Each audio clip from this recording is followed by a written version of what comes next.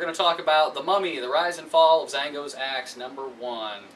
Probably the comic in this review that I was like, I don't want to read this. However, after reading it, I was pleasantly surprised that it was really good.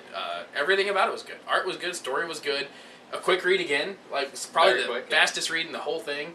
I have really nothing bad to say about it. It's a good comic book. If you like the movies, I was not even a big fan of the movies. See, I love the movies, and the comic was great. Yeah, so I mean, it's very good. I just kind of want to know between the last movie, and, just forget the cartoon existed for a minute. Not that there's anything wrong with it, but from the last movie, how much time has passed? Because you see Rick's son.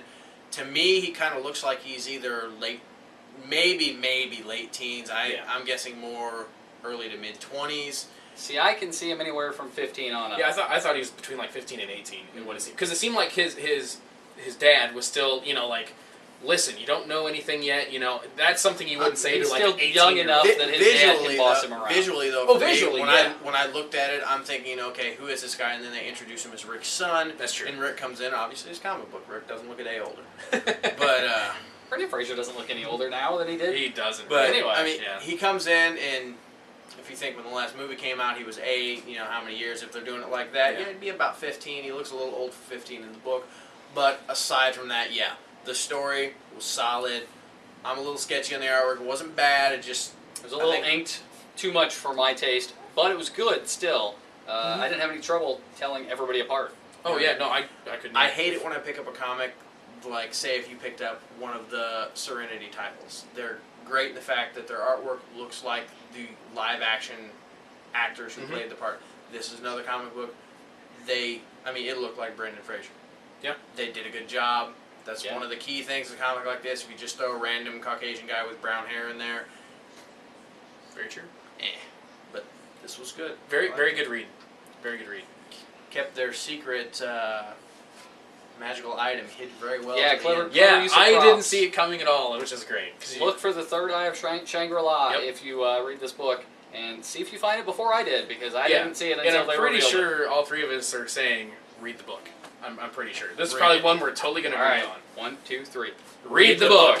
Fantastic. Next up, we're going to talk about Rann, Thanagar, Holy War, #1 of 8. A DC comic book. Nathan. I liked it. I like most DC stuff. There's a lot of characters. There is a ton of characters. A lot of characters, and a lot of bouncing back and forth, It's one of those things where it seemed very 24-ish to me. I've never seen the show. Well, there's a lot of bouncing back and forth in that show, too. There's like, here's this person, back and forth. It seems very much like that, and if you're not used to the DC characters, especially the B-list, as most of this one involves, maybe even some C-list. These are their spacefaring type of characters, not counting Green Lantern. Yeah.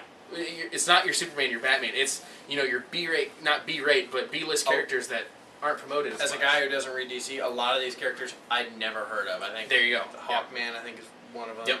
And Bizarro, and that's probably about the extent of it. The artwork, it was good. Yeah. The artwork's fine. Like I said, the story bounced around a little bit.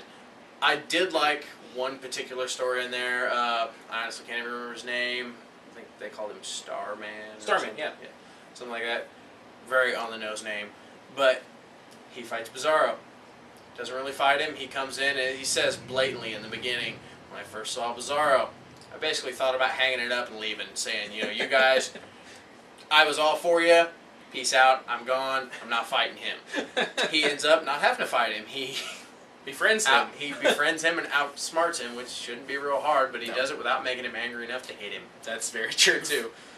I thought it was good. If you're familiar with the DC Universe, I think you'd like the book. If you like the first Rann Thanagar War, you'd probably like this one, too. Well, this one, we were talking about the characters. I counted no less than 13 major characters in the book.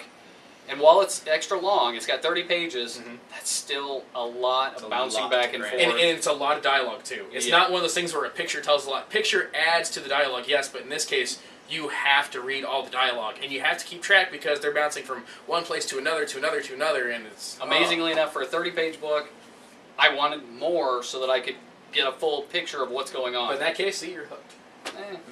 Maybe like you said, for an issue 1 of this, a double issue might have been a smarter thing. A full double issue, not like a 1.5 issue. Yeah, definitely. So, but it's still pretty good. A good book, yes. Good read. All right, we'll be back.